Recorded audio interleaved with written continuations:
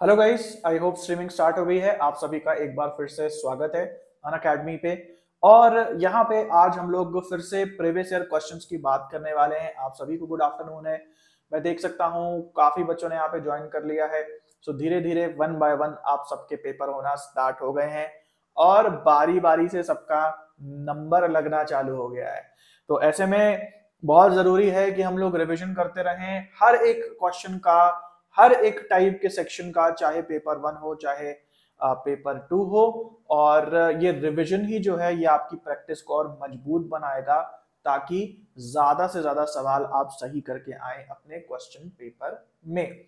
तो सभी बच्चों को एक बार फिर से गुड आफ्टरनून है। पायल, मंजू, सोनी, सीमा, अनुपमा, जिया, विजय, प्रभा, माधुरी, सोनी, माया, करमजीत, कृतिका, देओल, सभी बच्चों को गुड आफ्टरनून, नमस्कार और आदाब। आज की क्लास में हम लोग आईसीटी की बात करेंगे। आईसीटी के कुछ इंपॉर्टेंट क्वेश्चंस हम लोग देखने वाले हैं, उनकी प्रैक्टिस करने वाले हैं। ठीक है, तो चलो वीडियो को आज हम स्टार्ट करते हैं। और अब धीरे धीरे हमारे एग्जाम होना स्टार्ट हो गए हैं। उम्मीद है कि सारे एग्जाम बिना किसी विघ्न के हो जाएंगे, संपन्न हो जाएंगे। ऐसी हम उम्मीद कर सकते हैं। देखते हैं आगे क्या होता है। बट फिलहाल के लिए अगर बात करें कि पेपर 1 का पैटर्न कैसा बन रहा है, तो पेपर 1 जो है वो बहुत कठिन नहीं आ रहा है। जो भी पढ़ाया है अब तक सब कुछ उसके अंदर से आ रहा है।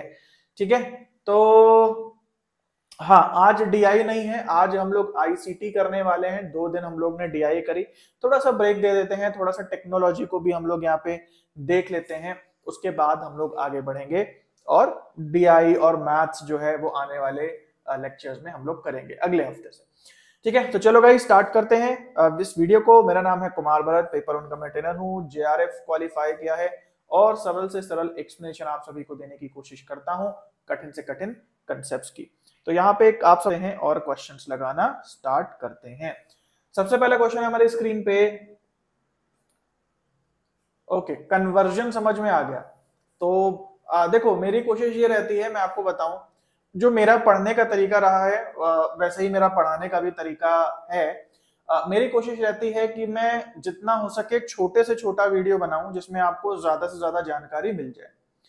बट करंटली देखने में आ रहा है कि बड़े से बड़े वीडियो की प्रेफरेंस बढ़ गई है स्टूडेंट्स के बीच में। स्टूडेंट्स को लगता है कि अगर वीडियो बड़ा होगा तो हमें कहीं और नहीं देखना पड़ेगा और इस एक वीडियो में हमारा सारा का सारा कोर्स खत्म हो जाएगा। लेकिन ऐसा बहुत कम ही होता है। मतलब बड़ी वीडियोस बनती तो हैं कि हाँ भाई चलो इसमें 100% चीजों की बात हो जाएगी, बट ऐसा होता नहीं है।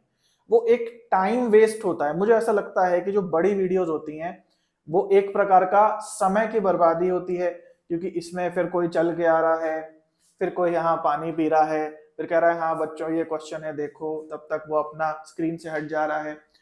तो मुझे लगता है कि इससे टाइम बहुत वेस्ट, ये मेरा अपना मानना है। आपके लिए हो सकता है कि आपको ऐसे वीडियो ज्यादा एंगेजिंग लगते हो, लेकिन मैं ऐसी वीडियोस बनाने की कोशिश करता हूं जिसमें समय कम से कम लगे और उस कम से कम समय में कंटेंट ज्यादा से ज्यादा मिले। इसका मतलब छोटा पटाखा बड़ा धमाका, कुछ मेरी ऐसी कोशिश रहती है बनाने की। ठीक है, तो देखते हैं। आप लोग बताना कि भाई आप लोग बड़े वीडियो ज्यादा प्रेफर करोगे अगर मैं बनाऊं, कि छोटे छोटे टॉपिक्स पे अगर मैं वीडियोस बनाऊं तो आप ज्यादा प्रेफर करोगे, हिसाब से आप लोग बताना। तो जैसा आप चाहोगे वैसा कंटेंट मिलेगा। ओके, ठीक है। ओके, शॉर्ट वीडियो में ज्यादा अच्छे समझ में आता है, लॉन्ग वीडियो तक रिटेंशन रखते हैं। ओके,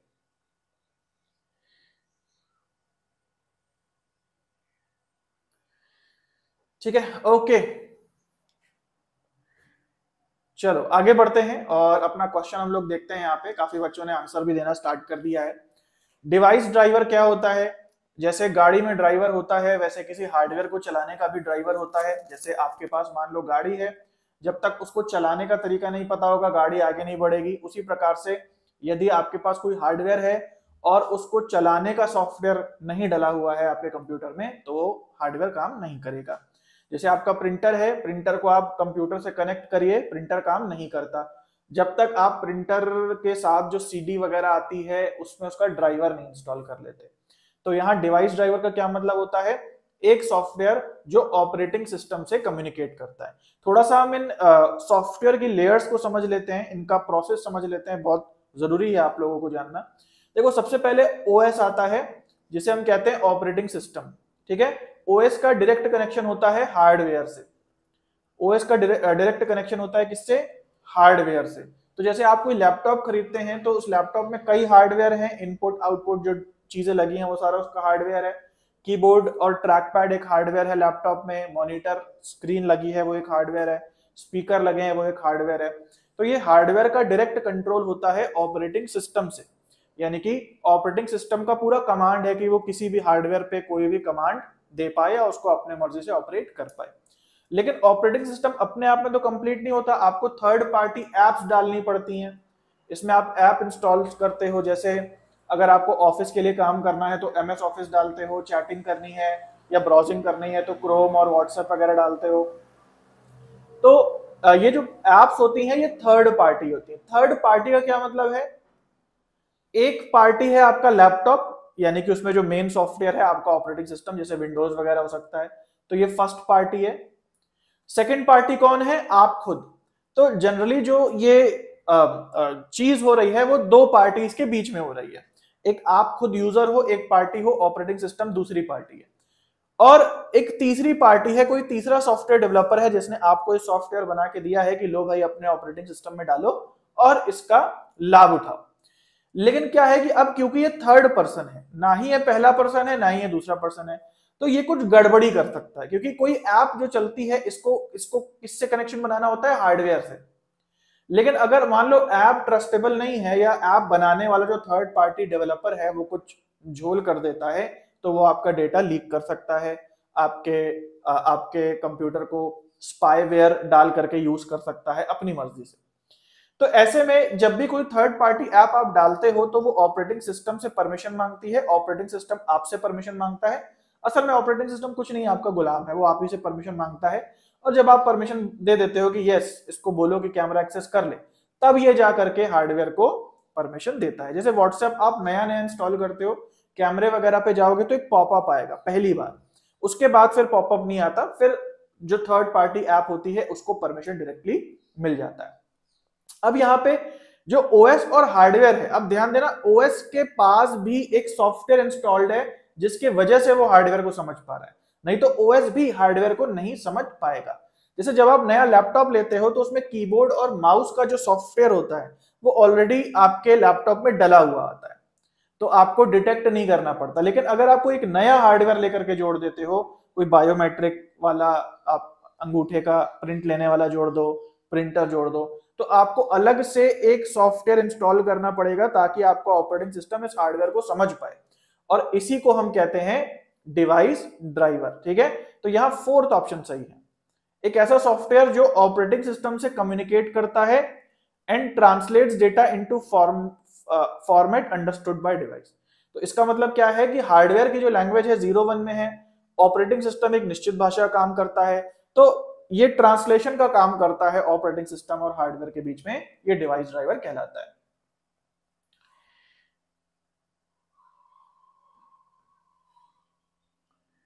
हाँ, जब दो लोगों के बीच में कोई तीसरा आ सकता है तो वो दोस्ती भी करा सकता है और लड़ाई भी करा सकता है। तो जब भी आप कोई ऐप डालें वो दोस्त हो दुश्मन ना हो, इसका ध्यान रखें। अगला क्वेश्चन है, दो स्टेटमेंट यहाँ पे दिए हुए हैं। पहला कह रहा है डेटा मतलब है जब कुछ कलेक्शन है लॉजिकली रिलेटेड डेटा का, तो वो डेटाबेस कहलाता है। Purpose of assembly language is to bring man and computer together. और यहाँ एक नया टर्म है असेंबली लैंग्वेज, इसको हम समझ लेंगे, पहले क्वेश्चन का आंसर दे दो। कह रहा है कि असेंबली लैंग्वेज इंसान और कंप्यूटर को साथ साथ लाता है।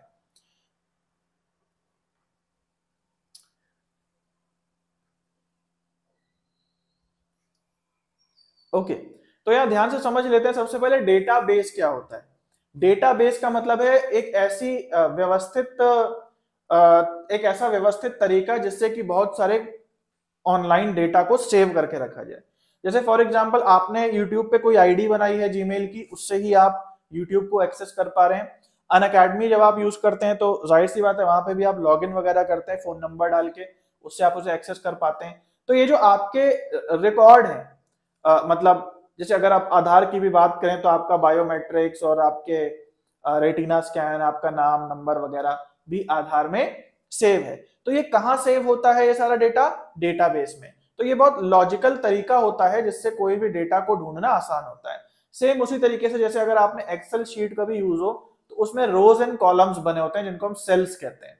हर एक सेल में एक निश्चित डेटा होता है जिससे एक्सेल शीट को पढ़ना और समझना आसान हो जाता है।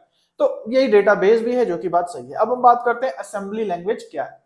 असेंबली लैंग्वेज समझने के लिए हमको टाइप्स ऑफ लैंग्वेजेस समझने पड़ेंगे, कितने कितने टाइप के लैंग्वेजेस हमारे आईसीटी में होते हैं। तो बेसिकली जो अगर आप देखो तो इंसान जो है वो कंप्यूटर को ऑपरेट करता है, अपने फोन को ऑपरेट करता है, और उसके सामने कुछ आइकन्स बन के आते हैं, कुछ मेन्यू बन के आते हैं, उनको क्लिक वगैरह करके और ड्रैग जूम ऐसे करके वो ऑपरेट करता है अपने हार्डवेयर को। लेकिन ध्यान देने वाली बात है कि जो तरीका हमारा है ऑपरेट करने का वो ऐसा है जिसे इंसान समझ पाए। आजकल आप देखते हो मोबाइल फोन वगैरह इतने इजी हो गए हैं चलाना कि छोटे से छोटा बच्चा भी उसको पता है यूट्यूब कैसे खोलना है और फुल स्क्रीन कैसे करना है वगैरह वगैरह। तो हम जिस तरीके से किसी मशीन से इंटरैक्ट करते हैं वो तरीका हमारे लिए उपयुक्त है, लेकिन एक्चुअली में वो मशीन जो है वो कौन सी भाषा समझती है। मशीन को इन सबसे मतलब नहीं है कि आप कौन सा आइकन क्लिक कर रहे हो और जूम कर रहे हो नहीं कर रहे हो। मशीन जो आपकी मशीन है वो कमांड लेती है प्रोग्रामिंग लैंग्वेज की भाषा में, और अगेन प्रोग्रामिंग लैंग्वेज जो है वो हार्डवेयर के लेवल पे अगेन वो 0 और 1 यानी बाइनरी लैंग्वेज पे आ जाती है। तो एक 3 का यहाँ पे लेवल बन सकता है। अगर हम बात करें सबसे ऊपर तो हम हैं एज अ यूजर। यूजर के बीच में क्या आती है? कोई ऐप आती है, चाहे वो ऑपरेटिंग सिस्टम हो या इसको ऐप की जगह आप कह लो एक सॉफ्टवेयर आता है, ठीक है जी। और सबसे नीचे आता है हार्डवेयर, एक्चुअल हार्डवेयर। इन तीनों तलों पे जो भाषा होती है वो अलग अलग होती है, तरीका है वो अलग अलग होता है। तो सॉफ्टवेयर जिस लैंग्वेज में बनता है इसको हम कहते हैं हाई लेवल लैंग्वेज। हार्डवेयर जिस भाषा को समझता है उसको हम कहते हैं लो लेवल लैंग्वेज। हार्डवेयर की जो भाषा होती है इसको हम लोग असेंबली लैंग्वेज भी कह सकते हैं। इसको आप हार्डवेयर की लैंग्वेज बोलो, इसको आप बाइनरी लैंग्वेज बोलो, इसको आप असेंबली लैंग्वेज बोलो, इसको आप मशीन लैंग्वेज बोलो। ये इसके 3-4 प्रकार के नाम है। इसको लो लेवल क्यों बोला है? क्योंकि ये आखिरी है, इसके नीचे कुछ नहीं जाता। इसके नीचे बस हार्डवेयर को कोई बात समझ में आ जाती है और आपका काम हो जाता है। तो ये बेसिकली 0-1 यानी बाइनरी की भाषा में होती है। ये बेसिकली प्रोग्रामिंग लैंग्वेज कहलाती है, जैसे क्वेश्चन भी आ चुका है पाइथन वगैरह के बारे में। तो जो हाई लेवल लैंग्वेज है वो एक्चुअली डेवलपर्स की लैंग्वेज है, प्रोग्रामर्स की लैंग्वेज है। पाइथन, पीएचपी, जावा, C++, ये लैंग्वेजेस यहाँ पे आती हैं। सबसे नीचे एक ही लैंग्वेज है बाइनरी लैंग्वेज। इसका मतलब प्रोग्रामिंग लैंग्वेज कोई भी हो उसका अल्टीमेट काम क्या होता है? उसका अल्टीमेट काम होता है हार्डवेयर को बाइनरी लैंग्वेज में ऑर्डर देना। और सबसे ऊपर हम हैं एज अ यूजर, बेखबर, नादान, हमें कुछ पता नहीं है नीचे क्या हो रहा है। हमारा काम है क्लिक करना, हमारा काम है टाइप करना, और हमारा काम है ड्रैग एंड जूम वगैरह वगैरह करना। हम लोग टाइपिंग और पॉइंटर के मदद से ऑर्डर देते हैं। तो यूजर को जो ये डिजाइन देखने को मिलती है जिसपे वो क्लिक वगैरह करता है उसको हम लोग कहते हैं यूजर इंटरफेस। यूजर इंटरफेस का शॉर्ट होता है यूआई। अगर आप फोन वगैरह में बहुत इंटरेस्टेड होते हैं तो आपने देखा होगा कि जब आप अलग अलग फोन के रिव्यू देखते हैं तो उसमें बताया जाता है कि इस फोन में है कलर यूआई, इस फोन में है वन यूआई। तो वो यूआई अगर आपने शब्द सुना है तो वो यही चीज है कि यूजर इंटरफेस कैसा है, यानी यूजर को जो मेन्यूज और आइकन्स वगैरह दिख रहे हैं वो एक्चुअली किस डिजाइन के दिख रहे हैं। हर मोबाइल कंपनी का, ओप्पो, वीवो, सैमसंग का अपना अपना यूआई होता है, मतलब यूजर इंटरफेस कैसा होगा वहां पे, ठीक है। तो ये चीज होती है हमारी। तो यहाँ पे जो स्टेटमेंट लिखा है कि the purpose of assembly language is to bring man and computer together, ये गलत है, क्योंकि असेंबली लैंग्वेज केवल मशीन समझ सकते हैं, इंसान नहीं समझ सकते। इंसान को चाहिए यूजर इंटरफेस, इंसान को चाहिए कि भैया उसको प्रोग्रामिंग भी नहीं करनी है, उसको चाहिए कि वो क्लिक करे और उसको जो चीजें दिख रही हैं उसको ऐसे ड्रैग करके कॉपी कर दे, मतलब जो रियल लाइफ में काम करता है सेम उसको सिमुलेट करके यूआई बनाया जाता है। कि भैया आपको अगर मेन्यू में कुछ ऑन ऑफ करना है तो बटन बनाया जाता है जैसे रियल लाइफ में आपके बटन होते हैं, टॉगल बटन होते हैं आगे पीछे करने वाले। तो इंसान को वो इंटरफेस ज्यादा समझ में आता है, ठीक है। चलो अगला क्वेश्चन देखते हैं हम। ओके, तो ये अगला क्वेश्चन है हमारे सामने। अच्छा छोटा दिख रहा है, इसको स्किप कर देते हैं, अगला देखते हैं। इनमें से कौन से सॉफ्टवेयर हैं? अडोबी, जिसको बहुत लोग अडोब बोलते हैं, Adobe web browser, compiler and device driver. इनमें सॉफ्टवेयर जो है वो क्या क्या है?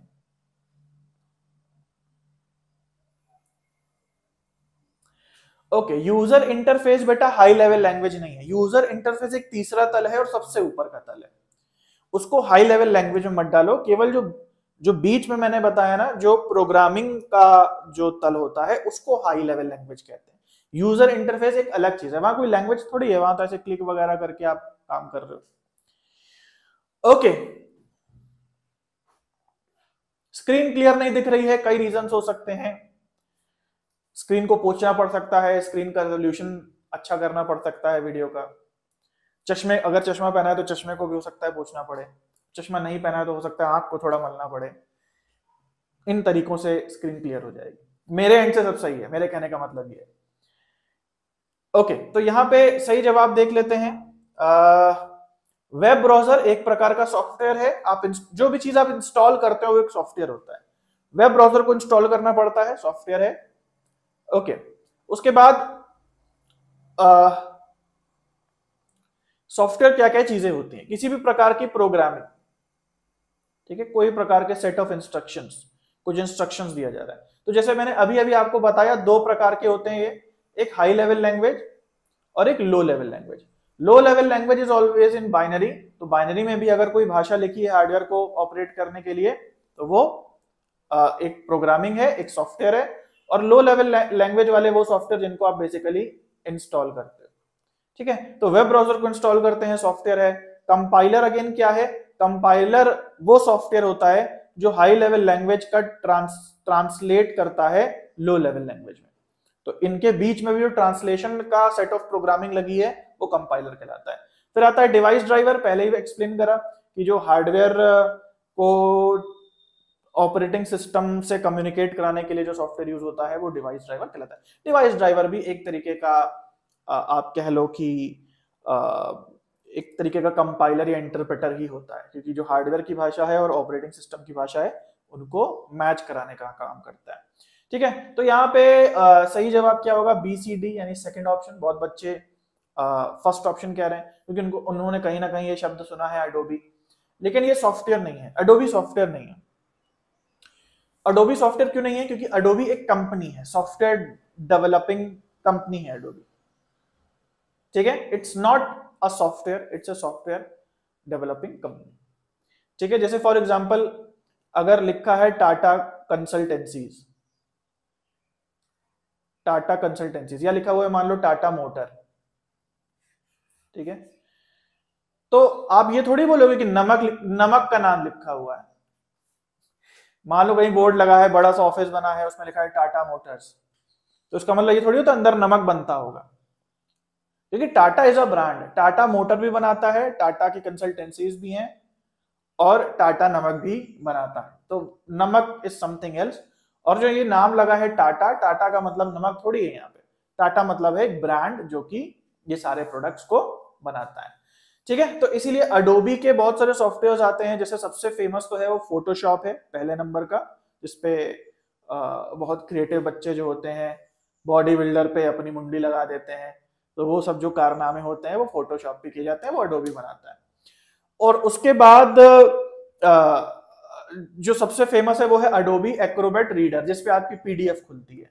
तो बहुत बच्चे जो हैं, वैसे अब तो ब्राउजर्स पे भी खुल जाती है पीडीएफ, लेकिन अभी भी बहुत लोग जो हैं, या पहले जब ब्राउजर्स पे नहीं खुलती थी वेब ब्राउजर्स पे, तो बहुत लोग अडोब एक्रोबैट रीडर का यूज करते थे, उस पर पीडीएफ खुल जाती थी, ठीक है। तो इससे अडोबी आया है। बहुत लोग उसको अडोबी भी बोलते हैं, लेकिन जो अगर यूएस वगैरह की वीडियोस देखोगे तो लोग इसको अडोबी बोलते हैं, ठीक है। तो ये एक सॉफ्टवेयर नहीं, ये एक ब्रांड है। ओके, अगला क्वेश्चन देखते हैं।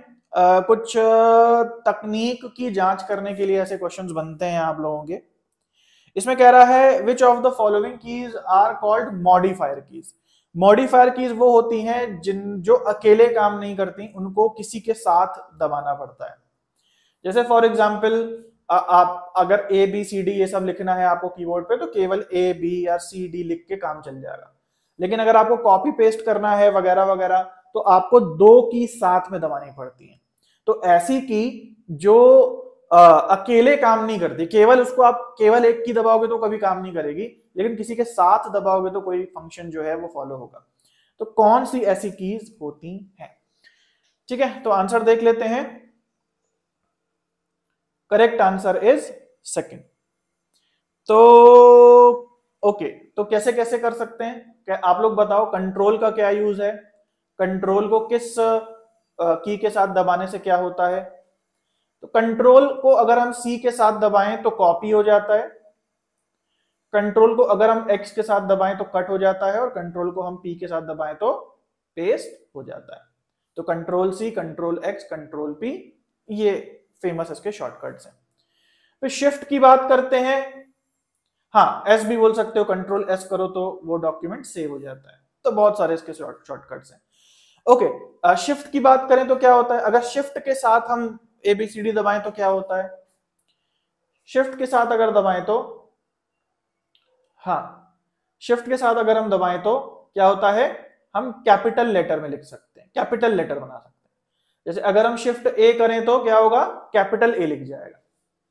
ठीक है, वैसे कैप्स लॉक भी होता है बट उसकी हम लोग बात नहीं कर रहे हैं, क्योंकि कैप्स लॉक को किसी के साथ नहीं दबाना पड़ता है। कैप्स लॉक को एक बार आप दबा दो, वो ऑन हो गया तो अब सब कुछ कैपिटल में लिखेगा, लेकिन शिफ्ट को साथ में ही दबाएंगे तभी वो कैपिटल बनाएगा। उसके बाद आता है अल्ट की।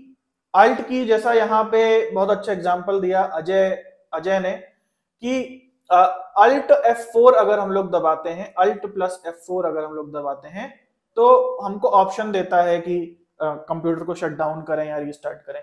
तो अल्ट के भी कई यूज हैं, जनरली हम लोग अल्ट का बहुत ज्यादा यूज नहीं करते। ठीक है, तो ये हमारी मॉडिफायर कीज हैं जो अकेले काम नहीं करती लेकिन किसी दूसरी की के फंक्शन को मॉडिफाई करती हैं। तो सेकंड ऑप्शन सही है यहाँ। ओके, अगला क्वेश्चन देखते हैं हम लोग।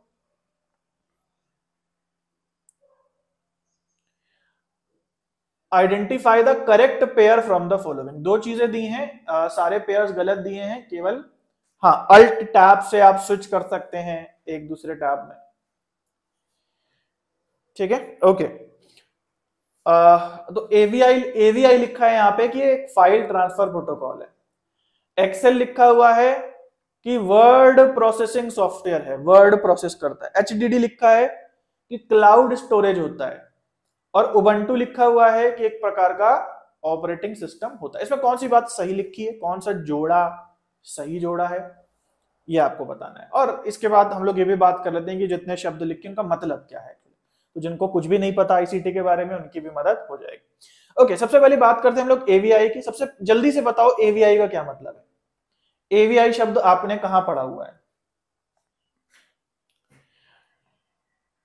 ओके, तो सही आंसर यहां पे जैसा आप सभी बता रहे हो, Ubuntu is an operating system. ठीक है, लेकिन एवीआई का क्या मतलब है?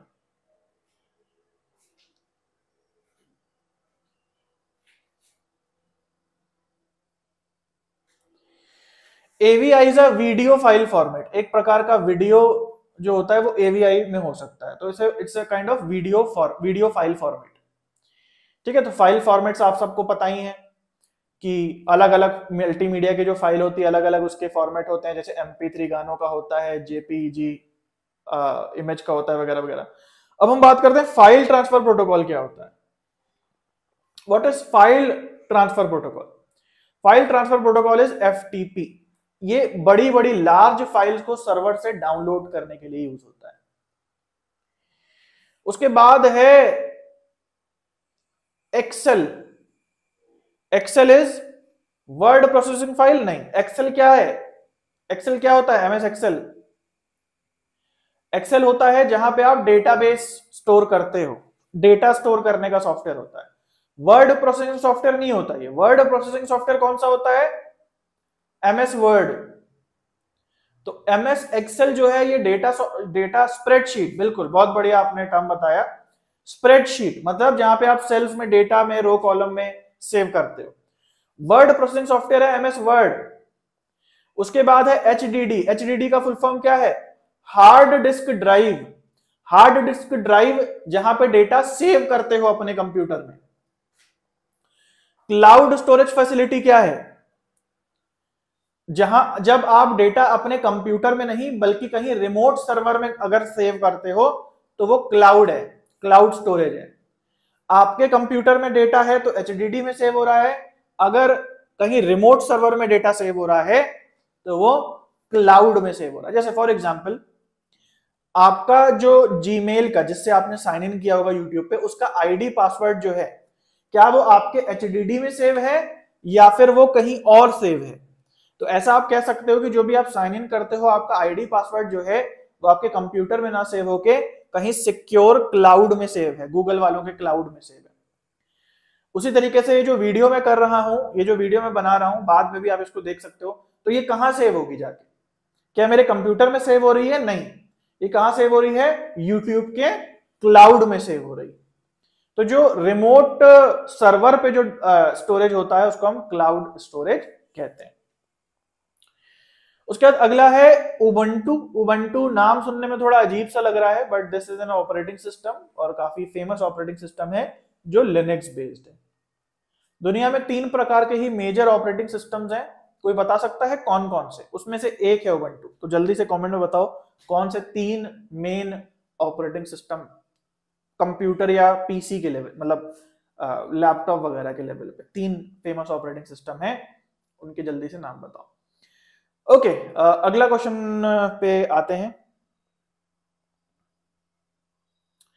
कह रहा है इनमें से कौन सा जो है माइक्रोसॉफ्ट ऑफिस का पार्ट नहीं है? एमएस ऑफिस एक पैकेज होता है जिसमें ऑफिस के काम को सरल करने के बहुत सारे सॉफ्टवेयर्स होते हैं। आपको बताना है कि कौन सा सॉफ्टवेयर जो है वो नहीं होता है माइक्रोसॉफ्ट ऑफिस के पैकेज में। Okay, window, Mac, Linux, Safari, Microsoft Windows, Linux, Android, micro window, Linux. Okay, मैं क्लियर कर दूं कुछ टॉप ऑपरेटिंग सिस्टम्स के नाम। ओके, तो 2 डिवाइसेस हमारे पास हैं, एक हमारे पास लैपटॉप हो गया या डेस्कटॉप हो गया और दूसरा हमारे पास स्मार्टफोन हो गया, दूसरा हमारे पास फोन हो गया। तो यहां ध्यान से देख लो ये क्वेश्चन, ये बहुत इंपॉर्टेंट जानकारी है। लैपटॉप में मैंने पूछा था और कहीं नहीं पूछा था। लैपटॉप में 3 मेजर सिस्टम्स हैं। सबसे पहला है विंडोज, जो मेजर सबसे ज्यादा मार्केट शेयर विंडोज के हैं, सबसे ज्यादा वाइडली यूज होता है। फिर उसके बाद है मैक। मैक बहुत महंगे कंप्यूटर्स में आता है, बहुत कम यूज होता है। और उसके बाद है एप्पल वाला ही है मैक, और उसके बाद है लिनक्स। लिनक्स के कई सारे डिस्ट्रोज हैं। डिस्ट्रो का मतलब है डिस्ट्रीब्यूशंस हैं, मतलब अलग अलग वर्जन्स कह लो। लिनक्स के में एक आता है उबंटू आता है, और भी एक अलग अलग टाइप के आते हैं, बहुत सारे आते हैं, जिसमें लिनक्स में सबसे फेमस जो है वो उबंटू है। तो ये 3 मेजर ऑपरेटिंग सिस्टम्स है लैपटॉप पे। फोन पे समझ लो क्या क्या है। फोन पे एक वाइडली यूज जो है एंड्रॉइड है, ठीक है, इंडिया में और दूसरी कंट्री से बात करो, लेकिन यूएस वगैरह में वाइडली यूज है iOS। तो यूएस वगैरह में आईफोन सस्ते होते हैं। तो जो आईफोन आज नया आईफोन आ गया है, मान लो आईफोन 14 आ गया है, जो यहाँ पे 1,20,000 का मिल रहा है, यूएस में वही आईफोन अगर आप लोगे, पैसे में कन्वर्ट अगर डॉलर को करा लो, तो आपको 70-80 हजार का पड़ेगा। दुबई में भी सस्ता होता है, बहुत बच्चों को मालूम होगा, और यूएस में भी सस्ता होता है। तो क्योंकि वहां सस्ता है तो वो ज्यादा बेटर माना जाता है, ज्यादा लोग यूज करते हैं। तो एंड्रॉइड इंडिया वगैरह में जहां आईफोन महंगा है वहां ज्यादा यूज होता है, और जहां आईफोन सस्ता है वहां iOS बहुत ज्यादा यूज होता है, जो एप्पल वगैरह में आता है। और तीसरा तो मुझे याद नहीं आ रहा, तीसरा तो फिलहाल कोई ऐसा डेवलप नहीं है। हाँ, कुछ समय पहले विंडोज आया था, विंडोज का मोबाइल में आया था, बट वो बहुत पिट गया, वो बहुत फ्लॉप हो गया, तो अब आता नहीं है। तो फोन में 2 ही मेजर ऑपरेटिंग सिस्टम है, जबकि लैपटॉप में 3 मेजर ऑपरेटिंग सिस्टम आते हैं। डाउनलोड स्पीड के बारे में क्वेश्चन आया था। तो डाउनलोड स्पीड मैंने आपको समझाई है, डेटा यूनिट्स, केबी, एमबी, जीबी, टीबी, ऐसे ही तो होता है। तो उसी में आया था, एक क्वेश्चन आया था कि आपको अरेंज करनी थी डाउनलोडिंग स्पीड्स को, तो वो तो आपको पता होना चाहिए ना कि डेटा यूनिट्स क्या क्या है। बहुत सरल क्वेश्चन था।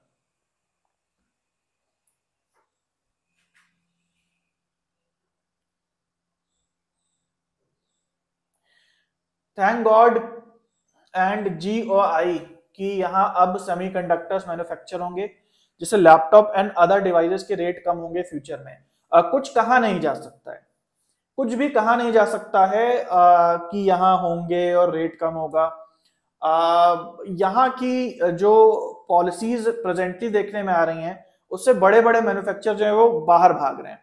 फिलहाल की कंडीशन हो सकता है होपफुली अच्छी हो जाए तो रेट कम हो जाए, बट फिलहाल अभी सुनने में आया कि जितने चाइनीज मैन्युफैक्चरर्स हैं, चाहे ओप्पो, वीवो और वन प्लस वगैरह, ऐसा सुनने में आ रहा है कि वो अब बाहर जा सकते हैं क्योंकि उनपे बहुत ज्यादा एक वो कसी जा रही है गवर्नमेंट। और ये सही भी है क्योंकि चाइनीज कंपनीज जो हैं वो डेटा हमारा चोरी कर सकती हैं और हमारे सिक्योरिटी थ्रेट हो सकती है हमारे लिए, तो ऐसा हो रहा है। लेकिन एक अगर ऐसा हो जाता है, चलो सिक्योर हम हो जाएंगे, जैसे हमने पबजी बंद करा या शीन बंद करा या फिर टिकटॉक बंद करा, हो सकता है डेटा ब्रीच से हम लोग बच गए, लेकिन प्रॉब्लम आती है रिसोर्स की कमी हो जाने की, क्योंकि कोई भी चीज बैन होने से बंद नहीं होती अगर उसकी नीड नहीं कम हो जाए।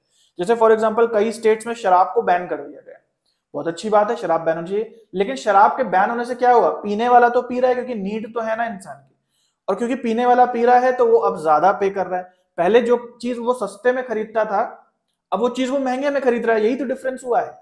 बैन करने और बहिष्कार करने से क्या होता है, जो एंड यूजर है तकलीफ उसको होती है।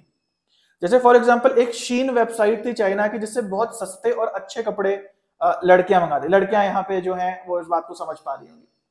तो अब क्या हो गया कि अब उन्हें दूसरी वेबसाइट पे जाना पड़ता है और वो कपड़े वही देती हैं चाइना वाले ही, वो दूसरी वेबसाइट से, लेकिन अब वो महंगे देती हैं क्योंकि अब इजीली एक्सेसिबल नहीं है। तो यहाँ डिफरेंस क्या हो पाया, डिफरेंस यही हो पाया कि अब आपको ज्यादा पैसे देने पड़ेंगे, मतलब आपका पोपट बन गया। तो कभी भी कोई चीज को हम काटें, अगर हम बहिष्कार करें तो हमें मेक श्योर करना चाहिए कि उसकी रिसोर्सेज हमारे अपने एंड से फुलफिल हो रही हैं। हमारे पास अपना है नहीं और दूसरे को भी हम काटे जा रहे हैं, तो ये नुकसान, हाँ गर्व की बात तो बहुत हो जाएगी, लेकिन इस गर्व में खुद का पोपट हो जाएगा कि यार हमें मतलब सही है, नहीं लेना चाहिए, अच्छी बात है, गर्व हो रहा है, लेकिन अब हमको उसी चीज के पैसे ज्यादा देने पड़ रहे हैं। इलेक्ट्रॉनिक्स मतलब फोन खरीदना तो नहीं बंद हो जाएगा, अगर हमने सारी कंपनीज को भगा दिया बाहर, फोन तो नहीं खरीदना बंद हो जाएगा। डिफरेंस इतना आएगा कि जो चीज सस्ती मैन्युफैक्चर हो रही थी वो अब महंगी आप चाइना से इंपोर्ट करके खरीदोगे। चाइना की इंपोर्ट नहीं बंद होगी, बस चाइना की इंपोर्ट अब महंगी होने लगेगी, इतना समझो। मैं भी ये चाहता हूं कि सब इंडिया में बनने लगे, सब मैन्युफैक्चर होने लगे, चाहे कपड़े हो, खिलौने हो, घर के सामान हो, फर्नीचर हो, सब बनने लगे इंडिया में, लेकिन बनता ही तो नहीं है ना। बनने लगे तो ना, बनता ही नहीं है। अब क्या हो गया, अब क्योंकि बैन हो गया, इंपोर्ट ड्यूटी बढ़ गई, तो अब भैया महंगा खरीदो। यहां लगता है आप लोगों को या बहुत लोगों को कि चाइना से जो सामान आता है वो केवल चाइना झालर ही है, तो बहिष्कार हो जाता है एक दिन की चाइना झालर कोई नहीं जलाएगा, दिवाली में चाइना झालर क्यों जलाएगा। तो झालर नहीं जलाएगा तो फर्नीचर तो लाएगा, फर्नीचर नहीं लाएगा तो बच्चों के खिलौने तो लाएगा, बच्चों के खिलौने नहीं लाएगा तो बर्तन तो लाएगा, कपड़े तो लाएगा। केवल शीन वगैरह पे ही चाइना के कपड़े नहीं आते, किसी भी मॉल में चले जाओ, जो सस्ते कपड़े होते हैं वो चाइना से ही मैन्युफैक्चर होके आते हैं, अगर आपको नहीं पता है तो कपड़े भी चाइना वाले ही पहन रहे हैं, क्योंकि वो लोग इतना कॉस्ट कम कर देते हैं कि हैवी इंपोर्ट ड्यूटी लगाने के बाद भी वो इतने सस्ते आपको पड़ते हैं कि यहाँ की जो फैक्ट्रीज होती हैं उतने प्राइस में वो क्वालिटी दे नहीं पाती। इसलिए जो इंडियन मैन्युफैक्चर है उसका सामान बहुत महंगा बनता है में जाके, और ये है डेवलपिंग कंट्री, पैसे की ही तो मेन प्रॉब्लम है। तो यहाँ पे झक मार के एंड में हम चाइना का ही सामान खरीदते हैं, बट वो मेड इन चाइना को कभी कभी मिटा करके मेक इन इंडिया कर दिया जाता है। मेक इन इंडिया और मेड इन इंडिया में डिफरेंस है, ये भी समझ लो।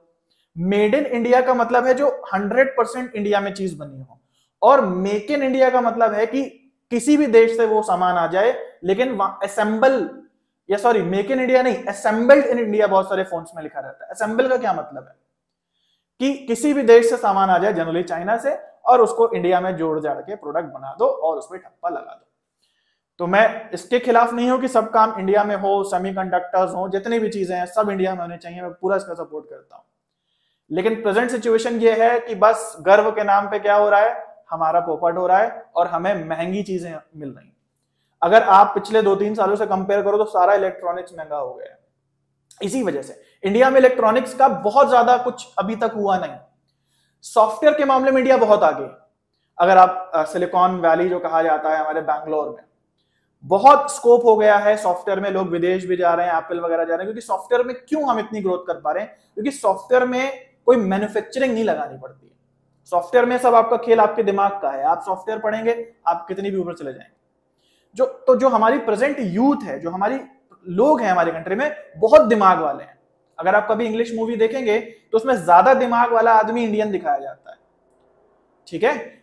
इसीलिए क्योंकि सॉफ्टवेयर में कोई मैन्युफैक्चरिंग की जरूरत नहीं होती, तो हम लोग बहुत दूर चले गए सॉफ्टवेयर में। मतलब बहुत, आपने भी सुना होगा, आपके अड़ोस पड़ोस में कोई होगा जो विदेश चला गया सॉफ्टवेयर इंजीनियरिंग करके। लेकिन मैन्युफैक्चरिंग अभी प्रेजेंट की डेट में उतना ग्रो नहीं कर रहा है, खासकर इलेक्ट्रॉनिक्स के क्षेत्र में। अगर आगे हो जाता है बहुत अच्छी बात है, बट फिलहाल मैन्युफैक्चरिंग जुड़ा हुआ है डायरेक्टली बिजनेस से, और बिजनेस करना इस मतलब इंडिया के अंदर इस समय बहुत टफ है, बहुत ज्यादा। बहुत सारी कंपनी आती हैं और भाग जाती हैं कि यार इतना भैया कॉम्प्लिकेटेड प्रोसेस है, हमसे हो नहीं पा रहा है। बाहर कैसे कई देश हैं जैसे इंडोनेशिया वगैरह है जहां पे वो शिफ्ट हो जा रही हैं। कितने ही यहाँ पे जो बिटकॉइन वाले जो थे भाग गए सीधे दुबई। अब दुबई में टैक्स नहीं है, दुबई ने क्या करा कि आओ टैक्स फ्री है, हम तुम्हें टैक्स ही नहीं लेंगे तो तुम आ जाओ। यहाँ पे क्या करा, यहाँ पे लगा दिया 30% टैक्स लगेगा, तो लोग भाग गए। तो जो मैन्युफैक्चरिंग है, जो बिजनेस है, वो तभी पनप सकता है जब जो नॉर्म्स हैं, क्राइटेरियाज हैं और जो टैक्सेशन है उसको सिंप्लीफाई किया जाए। मेरा अपना मानना ये है। तो उम्मीद है अच्छा हो जाएगा सब कुछ, लेकिन देखते हैं आगे क्या होता है।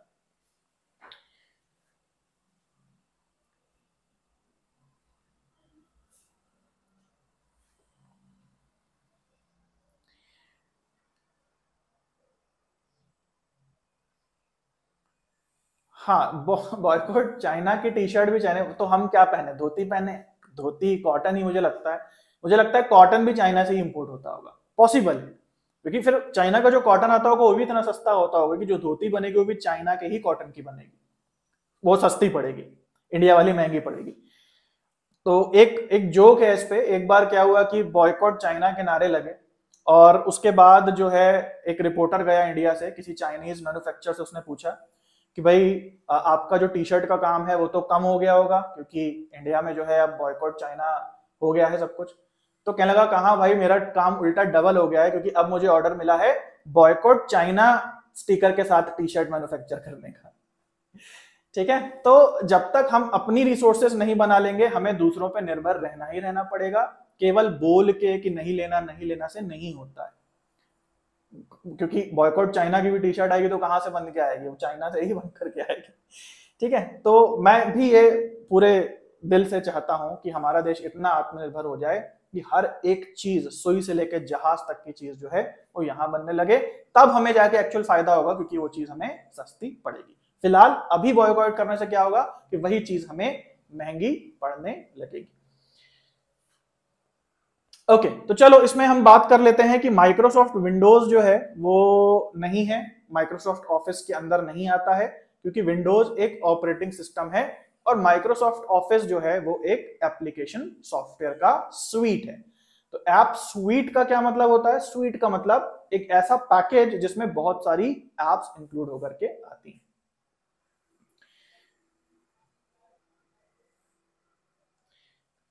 ठीक है, ओके, चलो अगला क्वेश्चन देखते हैं। वर्ड प्रोसेसिंग सॉफ्टवेयर हम यूज कर रहे हैं।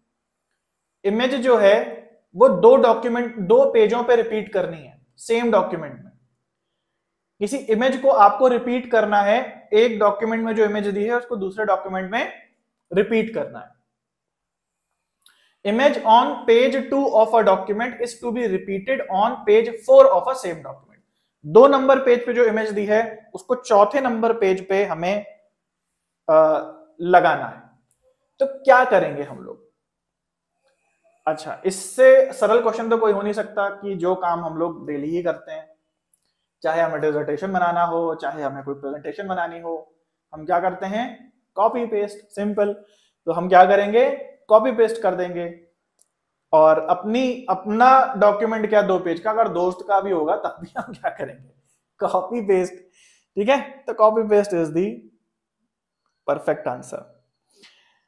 ओके, अब पहले कुछ ऐसे सवाल आते थे, इनको ध्यान से देख लो। अब ये सवाल नहीं आते हैं, इनको हम डिस्कस नहीं करेंगे, लेकिन देख लो कैसे सवाल आते थे पहले। पहले क्या होता था कि आपको एक्सेल शीट कुछ ऐसे दी होती थी, ठीक है, एक्सेल स्प्रेडशीट कुछ ऐसे दी होती थी और इसमें कुछ संख्याएं छूटी होती थी और बोला जाता था कि अगर हम B2 में, B2 सेल ये है, और बोला जाता था कि अगर हम B2 सेल में ये फॉर्मूला लगाएं, यानी कि A2 plus $B $1, A2 $B $1 formula लगाएं, A2 प्लस $B $1, तो B3 में और इसको ड्रैग कर दें फॉर्मूला लगा के, तो जो B3 है इसमें क्या आंसर आ जाएगा, इसमें वैल्यू क्या आ जाएगी। ठीक है, अभी क्वेश्चन नहीं आता है, ये एक्चुअली पुराने ईयर का क्वेश्चन है, तो इसको अभी हम लोग नहीं करेंगे, इसको रहने देते हैं। लेकिन इसके लिए एक बात तो क्लियर है कि इन फ्यूचर ऐसे क्वेश्चन हो सकता है आ जाए, अभी तो नहीं आएंगे, इस बार भी नहीं आएंगे, तो आपको एटलीस्ट एक्सेल शीट को यूज करने आना चाहिए। एक्सेल शीट में हर सेल में जो फॉर्मूला लगता है वो फॉर्मूला लगाने आना चाहिए। ठीक है, ओके ओके। हेलो गाइस, आप सबका स्वागत है। आई होप हमारी स्ट्रीमिंग स्टार्ट हो चुकी है और आज हम लोग एक बार फिर, कल हमने जहां पे छोड़ा था आईसीटी के हम लोग क्वेश्चंस को प्रैक्टिस कर रहे थे, आज एक बार फिर से वहां से हम लोग कंटिन्यू करने वाले हैं। तो ये तो था हमारा इस हफ्ते का, जिसमें हमने डीआई पढ़ा, आईसीटी वगैरह पढ़ा। अगला जो हफ्ता होगा, क्योंकि अब काफी बच्चों के पेपर निकट आ रहे हैं, पास आने वाले होंगे, तो अगले हफ्ते हम लोग क्या पढ़ने वाले हैं, अगले हफ्ते हम लोग शॉर्ट एक तरीके से क्वेश्चन पेपर्स को लगाएंगे। ऐसे क्वेश्चंस मैं आपके लिए लाऊंगा जो हर फील्ड से होंगे पेपर 1 के हर सेक्शन से होंगे। जैसे टीचिंग एप्टीट्यूड के कुछ क्वेश्चंस होंगे, उसमें कम्युनिकेशन के होंगे, डीआई के होंगे। तो इस तरीके से हम लोग एक क्वेश्चन पेपर साथ में लगाएंगे डेली। तो इस प्रकार से जल्द ही आपके लिए मैं वीडियोस लेकर के आने वाला हूं। और सभी बच्चों को गुड आफ्टरनून है, सभी बच्चों का स्वागत है। और आइए आज की क्लास को हम लोग स्टार्ट करते हैं। तो मैं देख सकता हूँ यहाँ पे कृतिका, सादिया, दीपा, अजय, वानीश्री, माया, योगेश, माथुर, चवनीत, सोनी, नक्षत्र, मेधा, अनुपमा, आरवी लिटरेचर, सभी बच्चों को गुड आफ्टरनून है। आइए आज की क्लास को स्टार्ट करते हैं, प्रीवियस ईयर क्वेश्चंस लगाना स्टार्ट करते हैं। तो मेरा नाम है कुमार भरत, पेपर 1 का मैं ट्रेनर हूँ, जेआरएफ क्वालिफाई किया है और सरल से सरल एक्सप्लेनेशन आप सभी को देने की कोशिश करता हूँ, कठिन से कठिन कंसेप्ट्स की। ओके, तो बढ़ते हैं आगे, अपने क्वेश्चंस हम लोग देख लेते हैं। यहाँ पे जहां से हम लोगों ने छोड़ा था उसको आगे कंटिन्यू कर लेते हैं। तो ओके, यहाँ पे अगेन मैच द कॉलम है आप लोगों के आगे। कंप्यूटर के टर्म्स दिए हैं, जैसे operating system, application software, processor और पेंटियम, लिनक्स, राउटर वगैरह। तो 3 चीजें दी हैं, ज्यादा नहीं दी हैं, और आपको मिलाना है कि कौन सा क्या है। तो आंसर्स नीचे दिए हैं और जरा बताएं कि कौन सा क्या होगा। अच्छा, हिंदी इंग्लिश में डिफरेंस देख रहे हो? हिंदी भी इंग्लिश ही है, मतलब वो ट्रांसलेशन नहीं है, ट्रांसलिटरेशन है। जैसे पेंटियम को लिख दिया पेंटियम, और एंटीवायरस को लिख दिया एंटीवायरस। ठीक है, तो कुछ भी अलग नहीं, प्रोसेसर। तो हिंदी में आप पढ़ें आईसीटी, इंग्लिश में पढ़ें, बात वही होती है, केवल ट्रांसलिटरेशन होता है। ठीक है, ओके। तो यहाँ पे हम देख लेते हैं ऑपरेटिंग सिस्टम क्या है, ऑपरेटिंग सिस्टम क्या है। Linux is the operating system. ठीक है, उसके बाद है एप्लीकेशन सॉफ्टवेयर क्या है, antivirus is the operating system. Processor क्या है, पेंटियम इज द प्रोसेसर। और नेटवर्क डिवाइस क्या है, router is the network device. ठीक है, ओके। अगला क्वेश्चन देखते हैं हम लोग।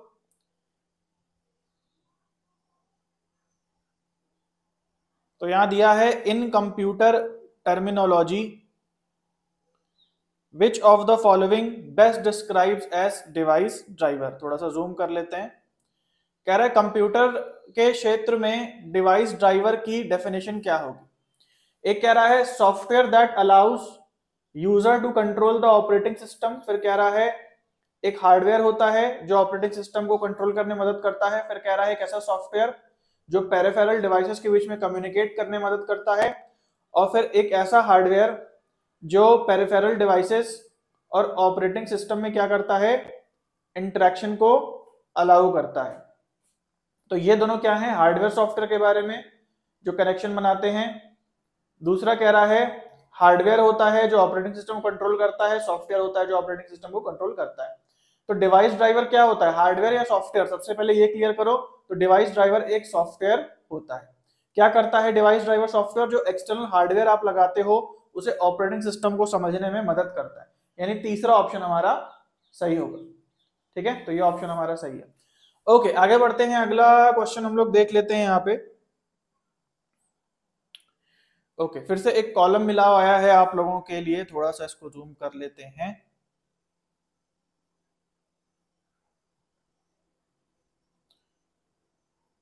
Okay, output device, system software, storage device और ऑपरेट एप्लीकेशन सॉफ्टवेयर। यहां दिया है operating system, printer, MS office and RAM. तो क्या क्या है, कौन सी चीज क्या है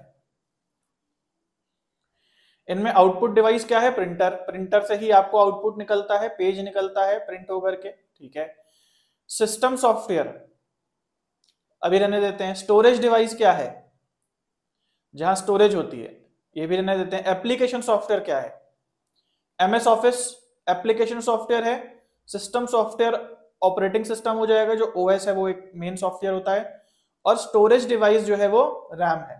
ठीक है, रैंडम एक्सेस मेमोरी।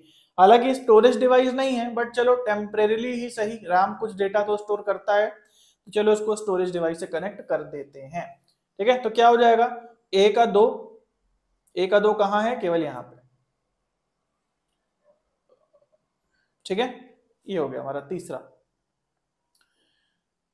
अगला देखते हैं हम लोग। अगला क्वेश्चन है, यहां अलग अलग प्रकार की एप्लीकेशंस दी हुई हैं।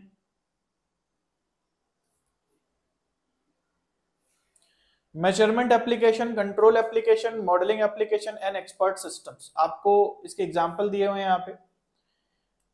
Simulating car crashes, river pollution, automatic oven and medical diagnosis. ठीक है, आपको मिलान करना है कौन सा किससे मिलेगा।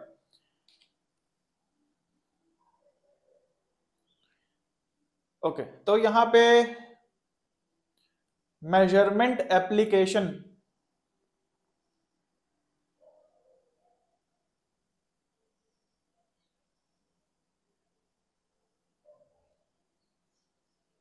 यानी कि जिससे आप मेजर करते हो, जिससे आप कंट्रोल करते हो, जिससे आप मॉडल बनाते हो, और जो एक्सपर्ट होता है। तो मॉडल वाला यही होगा, सिमुलेटिंग कार क्रैश। कंट्रोल करते हो किसको? अवन को कंट्रोल करोगे, उसके लिए अवन का सॉफ्टवेयर चाहिए होगा कंट्रोल करने का। और मेजर क्या करोगे? रिवर का पोल्यूशन नापोगे। और एक्सपर्ट सिस्टम क्या हो गया? जो मेडिकल सिस्टम्स हो गए। ठीक है, सिंपल। ओके, अब यहाँ पे कंपनीज के नाम और उनके फाउंडर्स दिए हुए हैं। Apple, Microsoft, Infosys and Airtel. और आपको मिलान करना है किसका क्या है। तो काफी बच्चों को इंडियन पता होगा, काफी बच्चों को वेस्टर्न पता होगा, काफी बच्चों को दोनों पता होंगे। एप्पल है बिल गेट्स फाउंडर। ठीक है जी, ओके। माइक्रोसॉफ्ट, सॉरी गलत कर दिया, एक सेकेंड। एप्पल होगा स्टीव जॉब्स और माइक्रोसॉफ्ट होगा बिल गेट्स। ठीक है, ओके। इन्फोसिस किसका है? नारायण मूर्ति। और एयरटेल किसका है? सुनील भारती मित्तल। तो ये इधर कनेक्टेड है। ओके, हाँ जी, लेटेस्ट पे वाई क्यों है।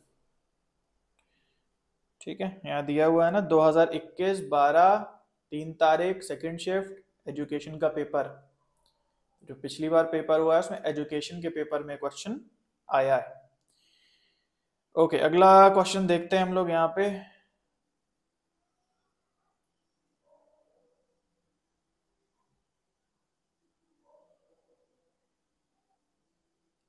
ओके, तो ये लिस्ट दी हुई है, browser, programming language, operating system and email. Airtel पता है ओनली। ओके, तो पता कर लो। ये तो मुझे लगता है कि हर एक व्यक्ति को पता होना चाहिए एप्पल और माइक्रोसॉफ्ट के बारे में। आने वाला युग तो तकनीक का ही हो गया। और अगर इनके बारे में ही नहीं पता है, जिन्होंने तकनीक को एक दिशा दी है, तकनीक के एक्चुअल फाउंडर्स ये हैं, क्योंकि अगर आज आप मैक बुक नहीं होता या फिर आपका पीसी नहीं होता जिसपे आप विंडोज यूज करते हो, तो कुछ नहीं होता, तकनीक आगे नहीं बढ़ी होती। तो गूगल हो गया, विंडोज हो गया, एप्पल हो गया, ये सब क्या है, लीडर्स हैं। और इन सबका बाप, इन सबका लीडर एप्पल है। एप्पल जो चीज बनाता है लोग उसको तुरंत कॉपी कर लेते हैं। आपको पता है पहले जमाने में फोन आता था तो उसमें हेडफोन जैक आता था हेडफोन लगाने के लिए। तो क्या करा कि एप्पल ने जब अपना नया फोन लॉन्च करा तो उसने हेडफोन का स्लॉट हटा दिया। तो सारे एंड्रॉइड फोन बनाने वालों ने, गूगल ने, माइक्रोसॉफ्ट ने बहुत उसकी हंसी उड़ाई कि भाई इसमें हेडफोन ही नहीं लग सकता, कि आपने तो वो स्लॉट ही हटा दिया। और बहाना क्या दिया स्लॉट हटाने का, कि भैया जगह हमें ज्यादा मिल जाएगी अंदर तो हम बैटरी बड़ी कर देंगे तो फायदा होगा। तो सबने मजाक उड़ाया, लेकिन कुछ दिन में देखा गया कि सारे के सारे फोन में अब हेडफोन जैक नहीं आता। अब ऐसे तार वाला हेडफोन आप नहीं लगा सकते, आपको ब्लूटूथ वाले हेडफोन अलग से परचेज करने पड़ेंगे, या तो फिर वो तार का जो कन्वर्टर होता है डोंगल वगैरह उससे कनेक्ट करोगे। उसके बाद क्या हुआ, कुछ समय बाद क्या हुआ कि एप्पल ने कहा कि अब हम चार्जर नहीं देंगे अपने अपने बॉक्स में। क्यों नहीं देंगे, क्योंकि इससे लोगों के पास ऑलरेडी बहुत चार्जर हैं और इससे बहुत कूड़ा हो रहा है। लोगों ने मजाक उड़ाया कि ये देखो भाई कंजूस हैं, नहीं देना चाहते हैं चार्जर, अपना प्रॉफिट बढ़ा रहे हैं। अब आप आज की डेट में देखते हो कि सारे फोन के चार्जर्स गायब हो गए। तो एक तरीके से एप्पल जो है वो इनोवेट करता है अगर हम टेक इंडस्ट्री की बात करें, और बाकी जो कंपनीज हैं वो एप्पल को फॉलो करती हैं। तो Apple is the smartest player in this field, और लोग उतना, जो दूसरे मैन्युफैक्चरर्स हैं वो उतना दिमाग नहीं लगा पाते, बट एप्पल जो है लीड करता है। सबसे पहली बार जो टच स्क्रीन कोई फोन आया था तो वो एप्पल का ही आया था, उसको कॉपी करके फिर एंड्रॉइड बना। तो ये सब टेक जाइंट्स हैं। एप्पल हो गया तो एप्पल का फाउंडर थे बिल गेट्स। बिल गेट्स की बहुत फेमस कोट्स चलती हैं, बहुत वो गरीब थे और बहुत सारी चीजें कहानी है। अगेन एप्पल के फाउंडर थे स्टीव जॉब्स, सॉरी, और बिल गेट्स जो थे वो विंडोज के फाउंडर है। ठीक है, तो इनके बारे में अगर नहीं जाना है तो फिर ये गलती है, ये इनके बारे में जानना बहुत जरूरी है। ठीक है, एक कॉमन सेंस भी है, जनरल नॉलेज भी है, और इसके अलावा जो आप आईसीटी पढ़ रहे हो उसमें भी ये बहुत इंपॉर्टेंट। ठीक है, ओके। तो यहां पे हम देखते हैं क्या आंसर होगा। ब्राउजर है हमारा इंटरनेट एक्सप्लोरर, और अगर आप टेक्नोलॉजी में थोड़े से अवेयर होगे तो आपको पता होगा कि आज की डेट में इंटरनेट एक्सप्लोरर जो है वो डिसकंटिन्यूड हो चुका है। इसकी जगह कौन सा ब्राउजर आया है, कोई कमेंट में बता सकता है? कोई है यहाँ पे टेक सेवी जिसको ये सब जानकारियां होती हैं? इंटरनेट एक्सप्लोरर अब आना बंद हो गया है, और अब इसकी जगह पे माइक्रोसॉफ्ट वालों ने दूसरा ब्राउजर लॉन्च किया है।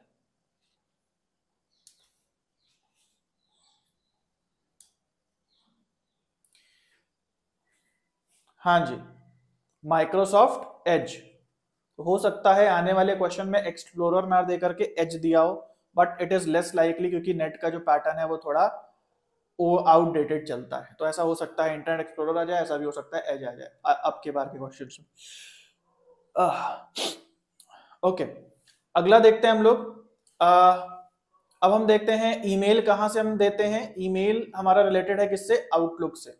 अच्छा, यहाँ काफी बच्चे कंफ्यूज होंगे क्योंकि काफी बच्चे तो यहाँ जीमेल ही यूज करते हैं और जीमेल के बाहर दुनिया नहीं पता होगी। उनको लगता होगा कि भाई जीमेल ही है जो ईमेल होता है। काफी बच्चे तो कंफ्यूज होते हैं कि जीमेल और ईमेल में अंतर क्या है।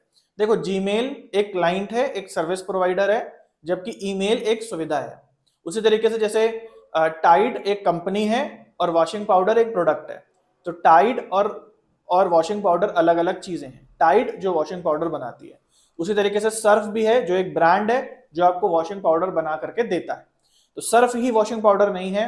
यहाँ पे यही चीज यहाँ पे भी है कि जीमेल ही ईमेल नहीं है। जीमेल एक कंपनी है, एक ब्रांड है, जबकि ईमेल एक सुविधा है जो जीमेल प्रोवाइड कराता है।